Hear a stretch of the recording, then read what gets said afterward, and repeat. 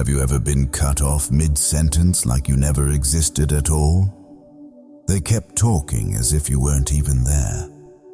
Their eyes didn't bother to glance back, and there you stood, your words hanging in the air, your sense of self-worth abandoned in the middle of the conversation.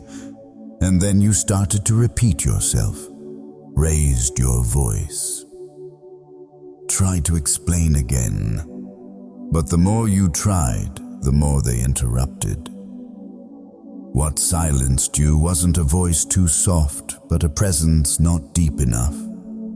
No one interrupts someone who makes them uneasy. No one talks over the person who can make a room go still by their sheer calm. In a world where everyone wants to speak, the one who makes others fall silent isn't the loudest, but the one who speaks with clarity at the right moment and with unwavering composure. In this video, you won't learn to shout louder, but to turn your stillness into gravity, enough to make even the noisiest pause. These are 5 communication principles no one teaches but Marcus Aurelius would understand best. 1. Pause. To affirm presence. To the impatient, a pause is a sign of hesitation, but to the seasoned, it's a quiet declaration. I don't chase your attention, I make you give it to me. In a world where everyone fears being overlooked, being talked over, or not quick enough to keep up with the pace, the one who dares to pause before speaking is often the one most worth listening to. That moment isn't empty. It's the invisible line between reacting and leading, between habit and awareness, between those seeking validation and those who enter with a quiet inner wholeness that needs no display. I was once in such a room, a crowded meeting where no one truly listened, where words flew like stones hurled into a lake already rippling. No one waited for anyone to finish. Sentences were cut off, voices were drowned, and in a space where everyone was fighting to grab the next second, it was a brief pause that made heads turn. That happened when a woman, without speaking, frowning, or raising her hand, simply stayed still. She leaned back slightly, hands clasped, eyes steady, not trying to interrupt. And something strange occurred. The noise began to fade, not because someone commanded it, but because everyone sensed. Something was arriving. Not because she was about to speak, but because her silence had already spoken. We've been trained to react. The moment someone finishes their sentence, we jump in as if not speaking fast enough means being forgotten. But that reflex is the clearest sign of a mind with no anchor. When you're afraid of being left behind, you'll try to sprint ahead at any cost, even if it means stepping on others. But the person who knows how to pause not only demonstrates control, but shows others. They're not here to beg for a voice. They choose the moment when silence must follow. Marcus Aurelius never wrote in excess. Every word he left behind was carefully measured, as if each letter were an arrow that could never be taken back. And in those short passages, the pause is always present. Not because he lacked things to say, but because he understood deeply that what matters most isn't in the number of words, but in the space between the lines where you are forced to think, to stop, to face yourself. When you dare to pause, you begin to own the space. And in communication, the one who owns the space is the one leading. When you pause before speaking, you send a clear message. I'm not in a hurry. I'm choosing my words.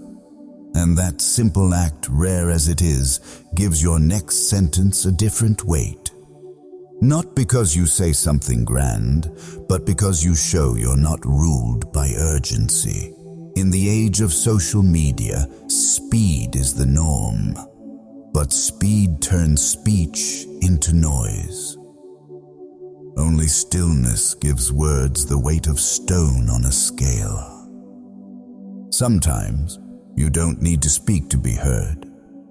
You just need others to sense that you're about to speak and what you're about to say is worth their silence. That anticipation elevates your voice.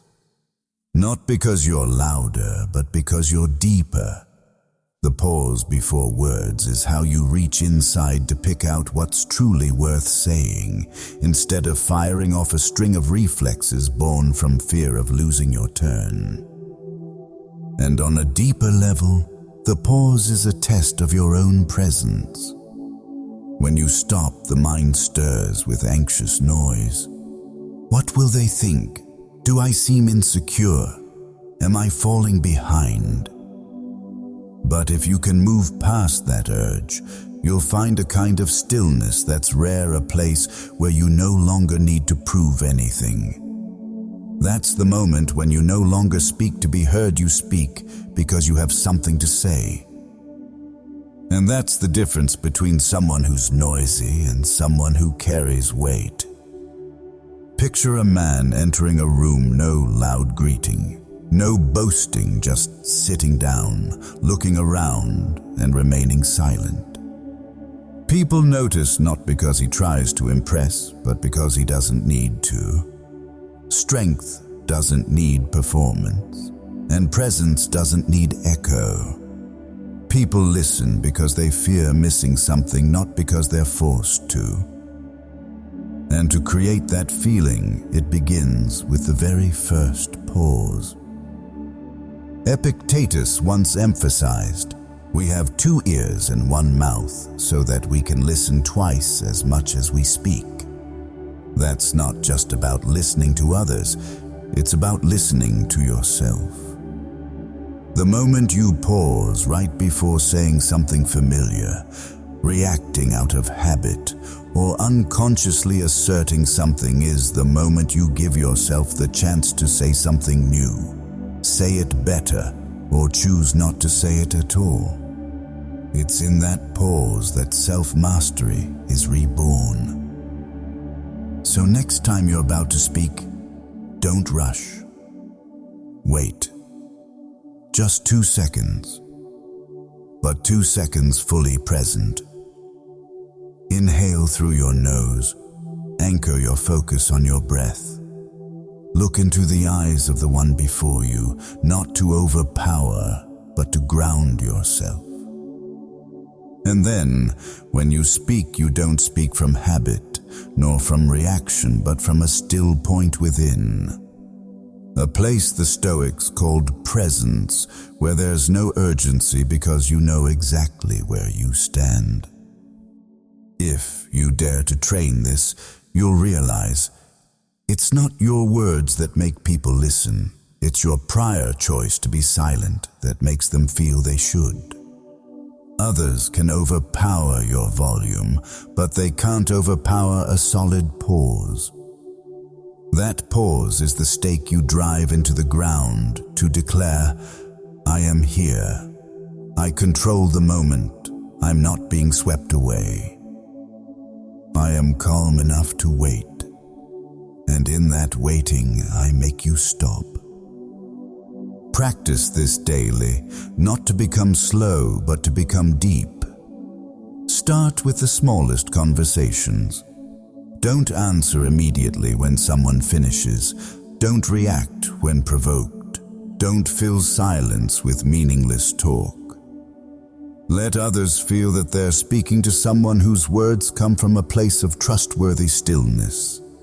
And if you maintain this long enough, you'll realize it's your intentional silence before speaking that makes you impossible to interrupt ever again. 2. Lower. Speak softly without lowering yourself. There are silences created by not speaking, but there's another kind, born from how you speak. When you dare to pause, you create space for others to recognize your presence. But when you lower your voice, you don't just exist in the room, you take control of its gravity. You no longer need to fight for attention, raise your volume, or strain your voice to prove anything. You compel others to stop simply so they can hear you, even if you're speaking just loud enough for a small room. We grow up in a world that teaches us, to be heard, we must be louder than everyone else. The more you're drowned out, the louder you must shout. The more you're ignored, the more you must fight back with volume. But you'll discover a strange paradox. The louder you get, the smaller you become. The more you scream, the more you're ignored. Because what they hear isn't what you say. It's the insecurity in your need to force them to listen. Like an instrument strung too tightly, a voice from the throat carries no message. It only transmits tension, fear, and loss of control. I once saw a man enter a conference room on a stormy day. The interdepartmental debate felt like a play where no one wanted the curtain to fall. Voices clashed, not to discuss, but to assert dominance. But when he began to speak, no one caught the first word. Not because he was too quiet, but because no one expected someone to dare speak softly in that moment. The room froze, as if someone had muted the noise and left only a different frequency. His voice sank not to appear composed, but as if he'd stood in many storms and knew, to survive, you must speak from the gut, not the throat. And then, one by one, from the loudest to the quietest, everyone adjusted their voice to match his. Not because he asked, but because if they didn't, they would miss something important. The Stoics understood this. True power never imposes. It emanates from a calm so cold it makes you shiver. Like when you see an ancient stone statue, no expression, no sound, yet you still wouldn't dare turn your back. That silence doesn't threaten, it's simply too solid to be dismissed. When you lower your voice, you don't grow weaker, you remove the armor of ego and allow real inner power to speak. In an era where microphones amplify emptiness, the one who speaks softly is the one who makes the room feel heavy. I remember my father, a high school principal in the suburbs for over 3 decades. He never yelled at students. Even with the most defiant kids, the ones who brought teachers to tears, he spoke just enough. Not out of fear, but because he knew. If you have to yell to be respected, then you never had it in the first place. I once asked why he never raised his voice like the others. He just looked at me and said, "When you keep your voice low, you keep yourself. And when you keep yourself, others must change how they treat you." Physiologically, there's something interesting. Sound from the diaphragm, deep, slow, steady, soothes the other person's nervous system. It's the kind of voice the body recognizes as trustworthy. Meanwhile, a high-pitched, strained voice from the throat is a clear signal of fight or flight. You might be saying the right thing, but if your voice transmits anxiety, others will instinctively place you in the category of threat. And once they do that, they're no longer listening, they're defending. Every time you're interrupted, that collision happens. You can react by raising your voice, getting angry, or you can lower it. Not to submit, but to anchor yourself deeper, where even the loudest must adjust if they don't want to fall out of orbit. To lower your voice, in the Stoic sense, is to resist the instinct to scream. It is to test yourself in the storm. And every time you succeed, you become steadier, quieter, and more formidable. People often confuse speaking softly with surrender, but in truth, the truly strong don't need to be loud. When you lower your voice, you raise the weight of your words. You are no longer just a sound in the crowd. You become the gravity around which other voices must move. And when you speak at that frequency, everything else will pause, even for a moment, because something primal in them knows. If I don't listen closely, I might miss something that matters. Next time someone cuts you off, don't react. Don't raise your volume. Don't try to reclaim control by shouting. Instead, take back control by lowering your voice. From where you stand, breathe slowly, then repeat what you are going to say, but deeper. No rush, no edge, no resentment. Just speak as if you don't need to convince anyone. And in that moment, you'll see them begin to change how they look at you. Not because you forced them, but because you just showed them. You're no longer in the who's louder contest. The loudest speaker is not the strongest. The one heard the longest is not the most talkative. The one who doesn't get interrupted is the one who knows. Volume can be overridden, but depth cannot. And to speak from depth, you must first dare to lower your voice to yourself. 3 fewer. Say less, but make them stop. When you've already learned to pause before speaking and to speak with an unwavering calm, the next thing you must learn is to say less than you think you need to. Not to become cold or distant, but so that every word you speak carries the weight of choice. Like a sword drawn only when truly necessary, your words must be forged not through excess, but through restraint. People often talk too much, not because they have much to share, but because they fear silence will be misunderstood. They fear that if they don't explain enough, don't add a few clarifying sentences, don't offer context for sympathy, the other person will miss the point they're trying to make. But they don't realize. The more they say, the less others listen. The more reasons they give, the less weight they carry. No matter how deep an idea is, if it's wrapped in too many layers of words, it becomes dull, like a painting muddied by too many colors. I once watched a trial where 2 lawyers stood on opposing sides.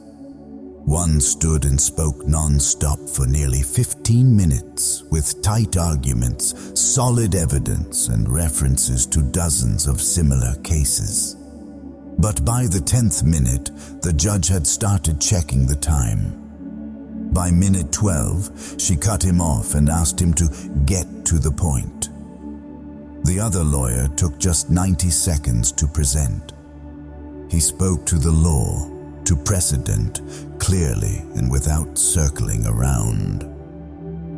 And when he stopped, the room needed no more words, just a nod. One side used words to surround the issue.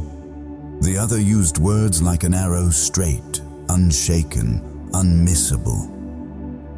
The most subtle trap in communication is believing that if you say enough, explain enough, people will understand you better.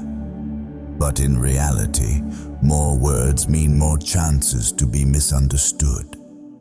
The more you repeat, the more it shows you don't believe your words were strong enough to stand on their own. And if you don't trust your own words, why should anyone else? Marcus Aurelius once wrote, "Waste no more time arguing what a good man should be. Be one." In the same way, don't waste too many words explaining who you are, what you mean, or whether you're right or wrong. Speak less, but each word should make others fall silent to listen. Make them feel that if they don't pay attention, they'll miss something important. There's a skill few people practice, yet it's what others remember most after a conversation: knowing when to stop. Stopping at the right moment isn't interrupting, it's ending when the listener wants more. When you speak briefly and clearly, you leave resonance, not residue.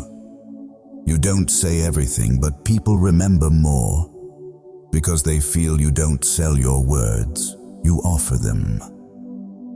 And what is offered always carries more value than what is dumped. A man with inner strength never begins sentences with "actually, what I mean is," or "let me explain further." These phrases often signal that you're veering off course, trying to fix what should have been said clearly from the start. If it takes you 3 sentences to express what could be said in one, you've already invited interruption into the gaps you've created. More words, more weakness. Real power comes from precision, not length. I learned to be concise while working under a tough boss. He didn't allow anyone to speak for more than 2 minutes in a meeting. At first, I felt suffocated because everything I prepared needed thorough explanation. But then I realized the problem wasn't a lack of time, it was a lack of clarity. When you're forced to say less, you're forced to think more. You have to be selective. You have to find the core of what you want to convey. And when you speak, people don't just hear it, they absorb it. So how do you practice this? Before every conversation, ask yourself, if I could only say one sentence, what do I want them to remember? That sentence is your core. Everything else is just the shell. And the thicker the shell, the harder the core is to feel. Learn to stop the moment you've touched what truly matters. Don't go on just because it feels like it's not enough. You may feel it's not enough, but the thing that makes others stop often lies in the silence you leave after. Nothing earns more respect than the way you respect others' time. When you say less, you're saying, "I know you're smart enough to get it." And that's a compliment that needs no words. On the contrary, when you repeat, explain, soften your statement with vague phrases, you're showing that you don't trust them to understand. Or worse, you don't trust yourself. The Stoics never spoke too much. They spoke at the right time, to the right point, then stopped. They knew that the strength of a word doesn't come from how much is said, but from the fact that after you've stopped speaking, others still sit there, thinking about what you just left behind. That's when words stop being tools and start becoming gravity. So next time you feel the urge to say more, to elaborate, to make it clear, try swallowing half those words. Say the core message. Then go silent. Don't be afraid if no one responds right away. Don't rush to add more. Let the absence create pull like a well of water building pressure. And if they ask for more, then you'll know. You've struck the right chord. 4. Finish. End with clarity. Leave no room for interruption. Once you've learned how to say less, but say it in a way that lingers, the next thing you must master is ending your sentence as if it needs no one else to complete it. Many people don't fail because they said the wrong thing, but because they refuse to stop at the right time. They begin with clarity, but end with a silent question mark, a vague hesitation, or worse, a gap left open that unwittingly invites others to jump in and finish what they did not. You can speak correctly, you can speak concisely, but if you don't end with finality, you'll still be interrupted. Because the way you close a sentence is how you maintain control of the conversation.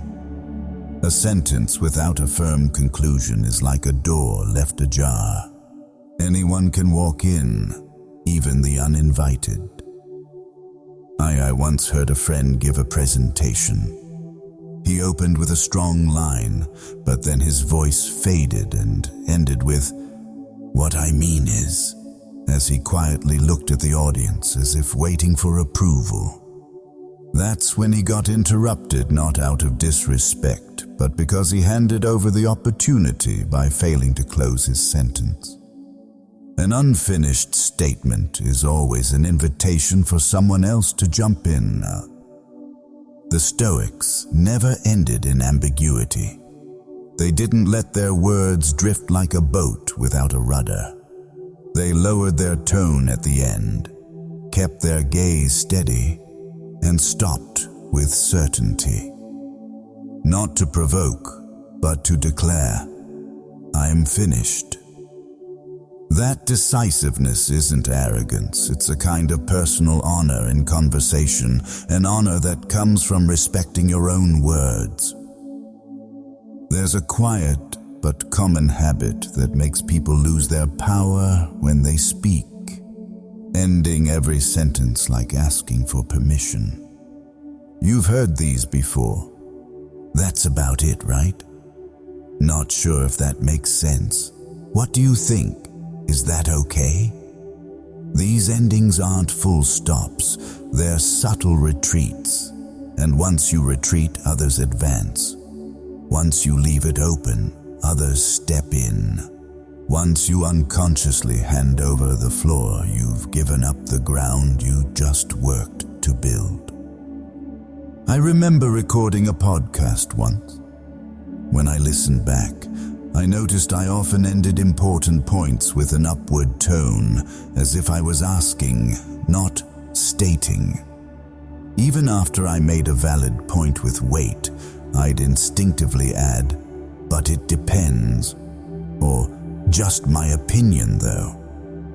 These phrases were my way of apologizing in advance for my own uncertainty. And each time my co-host would jump in, not out of disrespect, but because I had left a door open. A strong sentence doesn't need to be long or loud, but it must land clearly. The way you end is where your inner resolve shows. It's not a hammer to shut down conversation, it's the anchor that holds attention.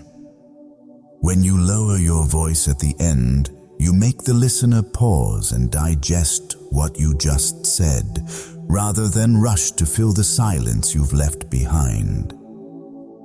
The best way to practice ending clearly is to punctuate with tone before punctuation with words. When you finish a thought, don't soften it. Don't rush to ask, "Do you get what I mean? Should I say it again? Is that right?" These may sound polite, but in truth, they are subtle apologies for your confidence.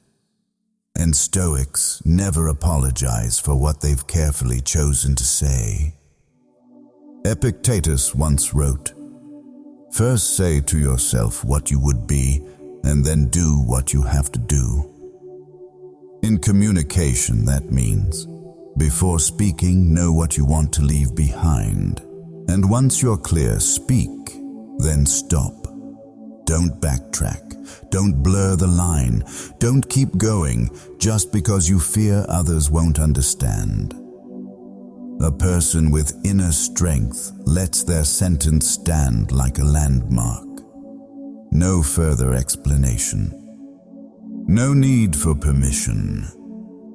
A well-finished sentence is not an absolute claim.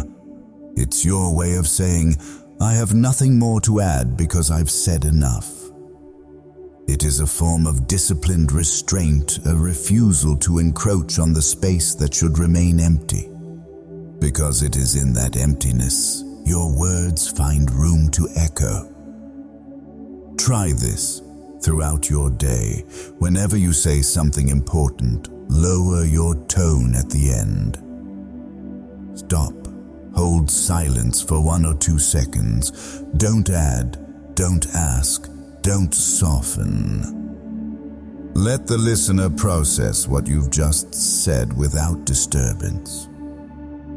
You'll notice, when you stop at the right moment, others begin to think more, because they realize your sentence may have ended, but the meaning is still expanding.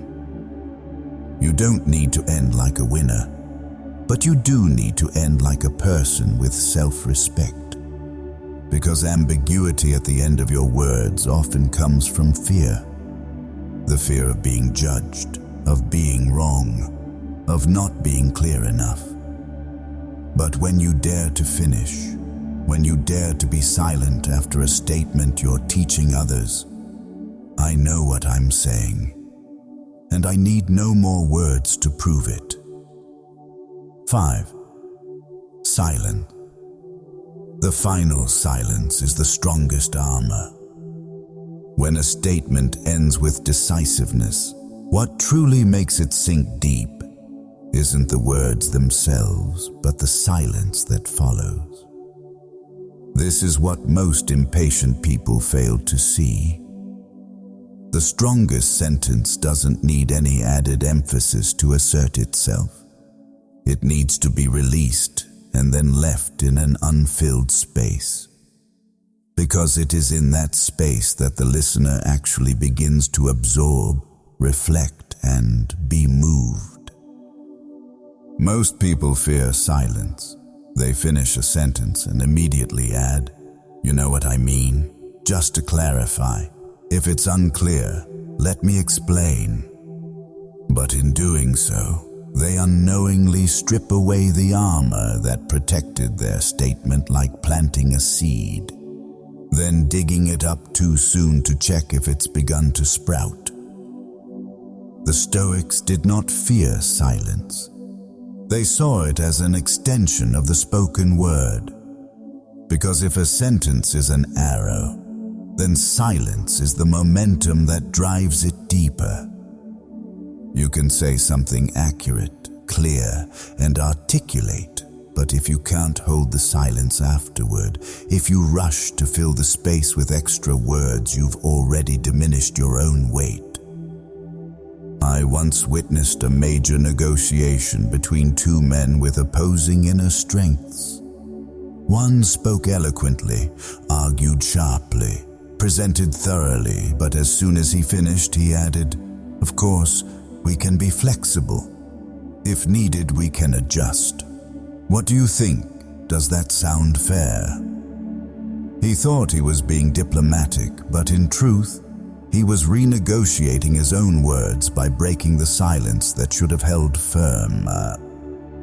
His counterpart, an older man, spoke only once, then paused, looked straight ahead, said nothing more, offered no appeasement, no follow-up. And in those 10 seconds, the entire room shifted. That silence lowered all resistance, forcing others to confront a certainty that needed no defense.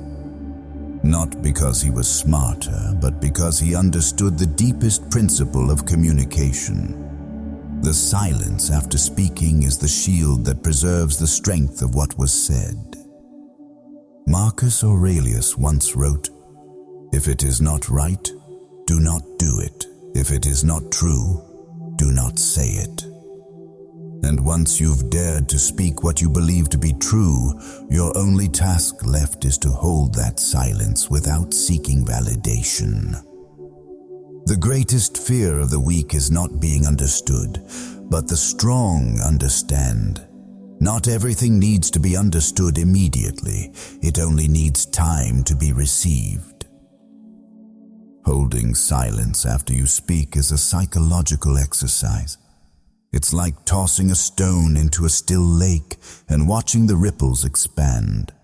If you throw in another stone, the waves get messy. If you stir the surface, it reflects nothing. But if you remain still and let the lake do its part, what you cast will go deeper than you realize. Silence is not passivity. It is the active choice not to interfere. It demands faith that your words are deep enough, true enough, strong enough to stand without you having to prop them up. The Stoics didn't argue endlessly. They didn't try to convince with 10 different angles. They spoke once and let the following silence do the rest. Try this. After you deliver an important point, pause. Count slowly to 5 in your mind. Keep your gaze steady. Don't add anything. Don't force a smile. Don't fill the space with stray sounds. Just let the other person sit in that silence. You'll find that what they remember isn't your sentence, it's the feeling they had in the space that followed. And it's that feeling that leaves the deepest imprint.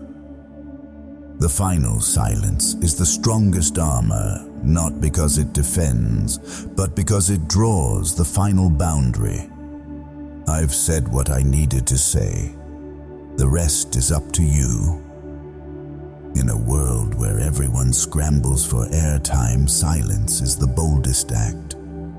Not everyone has the strength to say something meaningful, but even fewer dare to remain silent afterward and accept whatever follows from that silence. A right statement will stand firm if you let it rest. And someone who knows how to be silent after they speak is someone who's released the need to please or protect their ego. That person has risen above the instinct to fear being misunderstood and chosen depth over haste. I used to talk a lot, not because I wanted to manipulate anyone, but because I was afraid people wouldn't understand me, afraid of being judged, afraid of being misunderstood. So I kept trying to explain, to clarify, to fill every silent gap with something, anything, just so others wouldn't misinterpret what I meant. But the more I talked, the smaller I felt. The more I explained, the more it felt like I was apologizing for existing. Then one day, I sat still, stayed silent, and let a sentence end without dragging it on. I was surprised when the person across from me began to think more deeply, to listen more closely, not because I spoke well, but because, for the first time, I dared not to speak. From that moment, I understood. Respect doesn't come from what you say, it comes from believing in what you've said, so fully that you no longer need a single extra word to hold it up. If this video helped you see more clearly the value of silence, please like, subscribe, and turn on the notification bell so you won't miss the next content. Because this isn't a place for shouting, it's a place to learn how to be silent at the right moment and still make others pause. Be a quiet man but never invisible. Be a calm man but never ordinary. See you in the next video.